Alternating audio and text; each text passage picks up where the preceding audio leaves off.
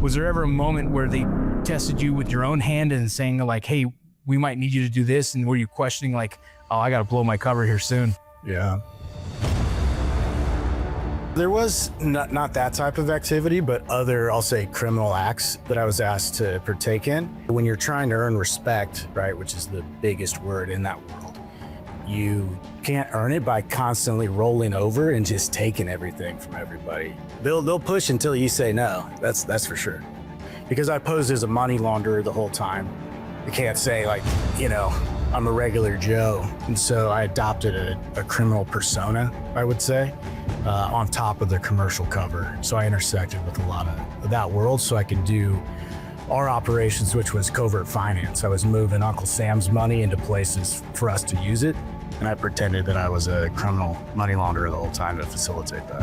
How did you gain enough trust for them to like, was it like, here's a little bit, let me see what you do with this, and then boom, let's go all in? So that's a super fine line that you're trying to do when you're dropping the trail of breadcrumbs to get them to it. Because if you do it too much, they're gonna say, well, we don't wanna do it with this guy. He's got a big mouth who just talks about stuff all the time, right? This guy's a joker. So you can't like just get drunk and bring it up one night.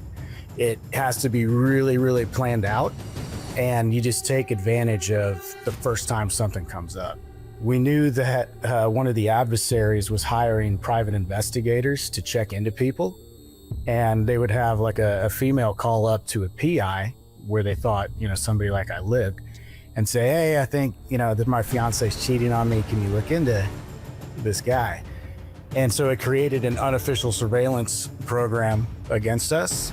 And so the idea was, let's take the Bureau's list of organized crime affiliated spots and start hanging out. That way, if the PI says he's gonna come back and say, hey, I don't think he's cheating on you, but I do think he's kind of hanging out with some scumbags, and it would reinforce our story that way. How many layers of cover is that? Like, how deep does that go? So it is multiple layers of cover. It's kind of like playing four-dimensional chess at times. But the primary one is just the commercial cover that I was given, which I can't say specifically what that job was. And then on top of that, it was, we need to convince everybody that you're a criminal, and that's why you're doing this, not because you work for a government organization and things like that, right? So we're starting with money that's all stamped US dollars, right? If it's allocated to CT budget or whatever. And it needs to be, let's say, laundered, right? If it was illegal, it would be laundering, but distanced from the original source of the US government so that we could buy stuff or pay people or get money into places without the US government's footprint all over it was the goal.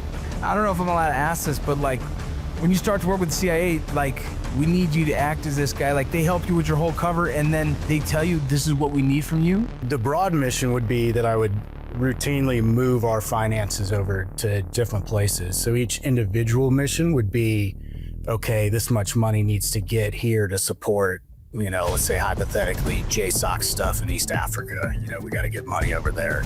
How it would break apart the missions. But mostly they all bled together because I had to run a network of entities or a network of financial accounts that they could dip into whenever. A lot of the time, what'll happen is they'll inject it into businesses that are owned, and the beneficial owner downstream would be, let's say, like a senior leader in the cartel, right? So if I use a trust in Nevis that owns a bunch of companies all over the world, and those companies pay out to the trust, and the beneficial owner is the cartel leader, then they look like they're making money off legitimate businesses all over the world.